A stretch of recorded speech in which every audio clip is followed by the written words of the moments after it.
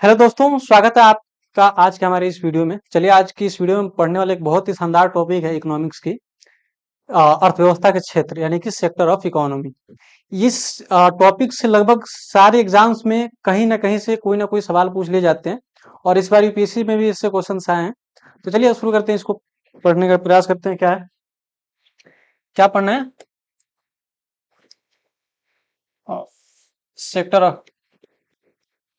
Sector of economy.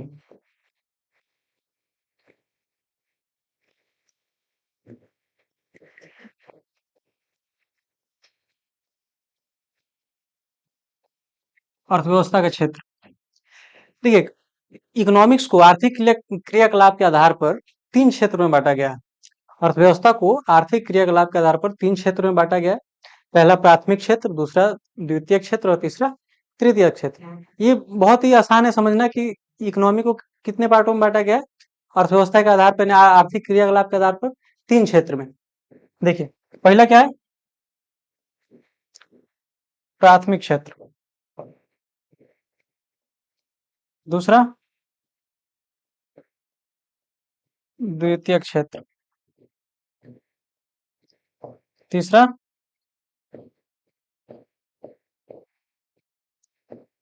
तृतीय क्षेत्र। समझिए,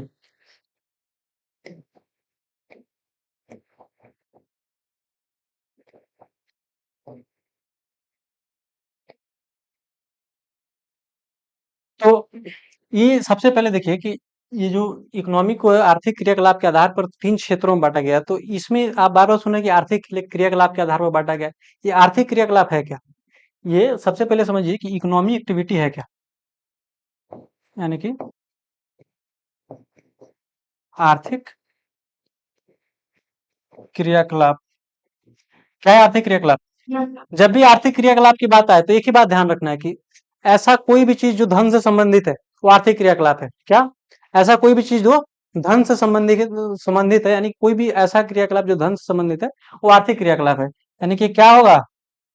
धन से संबंधित होगा। अब इस आर्थिक क्रियाकलाप के आधार पर इकोनॉमिक्स को तीन सेक्टर में बांटा गया, तीन क्षेत्र में बांटा गया, प्राथमिक, द्वितीयक और तृतीयक। अब देखिए, समझते हैं कि ये तीनों क्षेत्र में क्या क्या होता है। सबसे पहले देखिए, प्राथमिक क्षेत्र।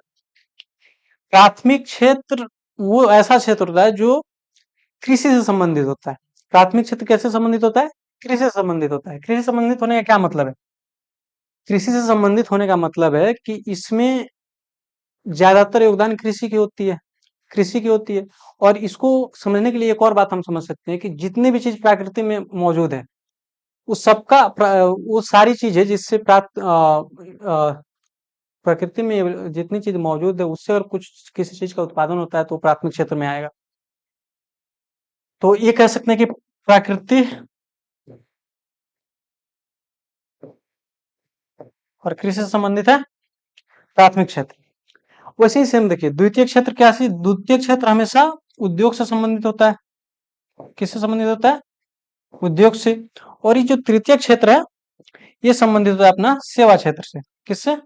सेवा क्षेत्र से। तो आप समझिए, प्राथमिक क्षेत्र कृषि से संबंधित है, द्वितीय क्षेत्र उद्योग से संबंधित है और तृतीय क्षेत्र हमेशा सेवा से संबंधित होता है। अब समझते हैं एक एक करके कि प्राथमिक क्षेत्र क्या है। प्राथमिक क्षेत्र यानी कि प्राइमरी सेक्टर। प्राइमरी सेक्टर, प्राथमिक क्षेत्र किससे संबंधित है? कृषि से। अच्छा, इसमें पूछता कैसे क्वेश्चन, इसमें एग्जाम्पल दे देगा। बोले कि कृषि, पशुपालन, मत्स्य पालन, निर्माण, विनिर्माण, खनन, उत्खनन, ये सारी चीजें ऑप्शन दे देगा। अब बोलेगा इसमें से कौन सा चीज प्राथमिक सेक्टर से संबंधित है, यानी प्राथमिक क्षेत्र से संबंधित है। तो प्राथमिक क्षेत्र में क्या क्या आता है? पहला तो आएगा कृषि, कृषि समझते होंगे। दूसरा आएगा पशुपालन। क्या आएगा?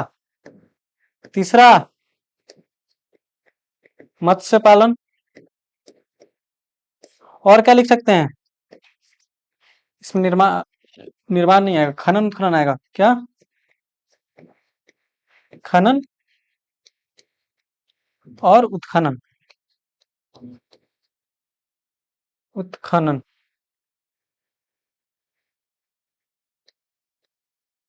अब देखिए, प्राथमिक क्षेत्र में क्या क्या आएगा? कृषि आएगा, प्रकृति से जितना संबंधित है सब कुछ वो आएगा। उसके अलावा खनन आएगा, उत्खनन आएगा। तो इसमें आप कृषि समझते हैं, पशुपालन समझते हैं, मत्स्य पालन भी समझते हैं, मछली पालन, मत्स्य पालन, मछली पालन, कृषि जो आप करते हैं, और पशुपालन यानी पशु को पालन। इसमें ये समझने वाली बात है खनन और उत्खनन। देखिए, खनन उत्खनन क्या होता है, यहाँ से समझिए। खनन, खनन और उत्खनन दो चीजें हैं। ये सब आप इसका इंग्लिश देखिएगा तो आपको शायद कुछ ध्यान में आए कि माइनिंग होता है। अब देखिए, ये दोनों होता है, खुदाई से संबंधित होता है। अब मान लीजिए कि ये जमीन है, ये जमीन है, और यहाँ जब भी खुदाई होगी तो दो तरह से होती है। एक तो होगा कि ये पूरी गहराई में होगी, तभी तो खनन के द्वारा ही तो वो हमारे प्राकृतिक गैस मिलते हैं, फिर जो भी होते हैं उसी के द्वारा निकाले जाते हैं।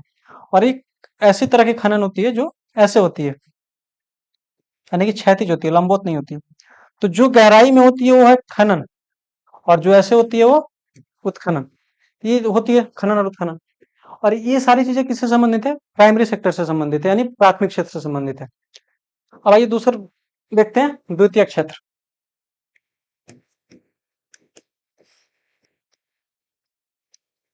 द्वितीय क्षेत्र यानी कि सेकेंडरी सेक्टर। तो सेकेंडरी सेक्टर क्या चीज से संबंधित होगा? सेकेंडरी सेक्टर हमेशा उद्योग से संबंधित होता है। यानी कि उद्योग कहने का मतलब है कि इसमें हमेशा निर्माण और विनिर्माण के कार्य किए जाएंगे। निर्माण विनिर्माण क्या मतलब है, इसको समझिएगा। इसमें क्या क्या आएगा? निर्माण,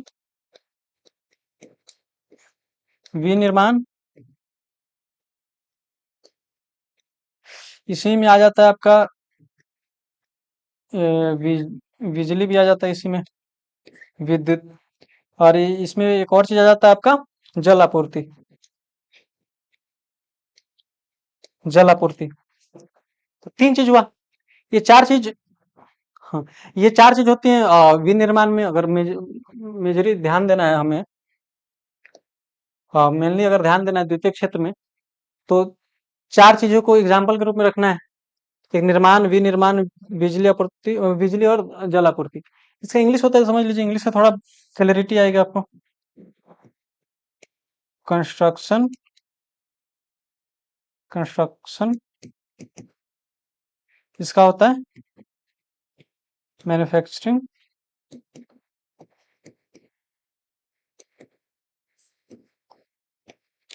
इलेक्ट्रिसिटी, और इसका क्या होता है? Water supply.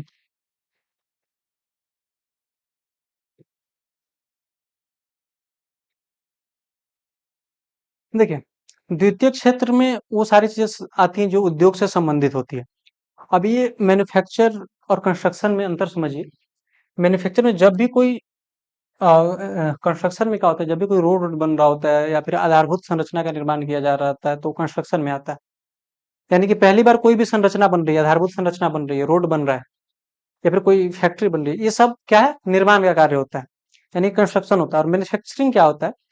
जब मशीन के माध्यम से कोई वस्तु बनाई जाती है। यानी कि आप गन्ना ले जाते हैं मशीनों में और वहां से आप चीनी बनाते हैं, ये क्या हुआ? मैन्युफैक्चरिंग हुआ। ऐसे आप किसी फैक्ट्री में ले जाके कपड़े बनाते हैं, क्या हुआ? मैन्युफैक्चरिंग होगा। लेकिन अगर वो फैक्ट्री बन रही है तो वो हुआ कंस्ट्रक्शन।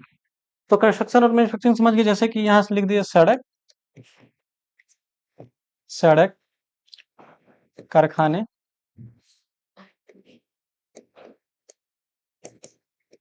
खाने, और भी बहुत सारी चीजें आएंगी।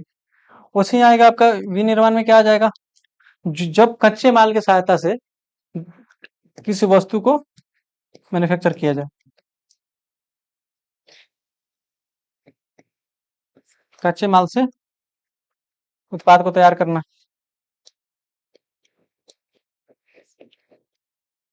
उत्पाद को तैयार करना। अब देखिए, कच्चे माल से उत्पाद को तैयार करना मतलब आप गन्ने से चीनी बना रहे हैं, कपड़े सूत से कपड़े बना रहे हैं, सारे विनिर्माण का विनिर्माण में आएगा।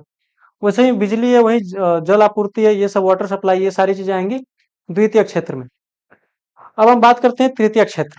तृतीय क्षेत्र में क्या होता है? तृतीय क्षेत्र हमेशा सेवा से संबंधित होता है, और इसमें क्या होता है कि जब भी हम कोई सेवा देते हैं या फिर कहीं से सेवा मिलती है, ये सारे तृतीय क्षेत्र के अंदर आता है। सेवा का क्या मतलब है, इसका एग्जाम्पल देखेंगे तो बात समझ में आ जाएगी। क्या देखिए, हमें क्या पढ़ना है? तृतीय क्षेत्र। तृतीय क्षेत्र यानी कि टर्शियरी सेक्टर। टर्शियरी सेक्टर किससे संबंधित होगा? ये संबंधित होगा आपका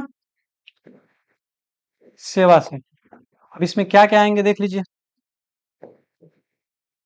शिक्षा,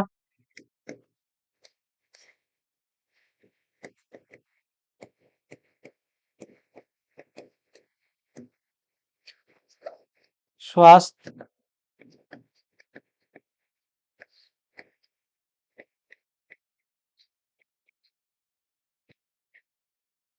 शिक्षा स्वास्थ्य, आपको और क्या आ सकते हैं जैसे बैंकिंग वगैरह। बैंकिंग में जैसे बीमा। इसके अलावा आपका ये भी आ सकता है, ये टेक्नोलॉजी वाला पार्ट भी आ सकता है। टेक्नोलॉजी यानी तकनीक, तकनीक। प्रशासन भी आ जाता है इसमें, एडमिनिस्ट्रेटिव एडमिनिस्ट्रेशन।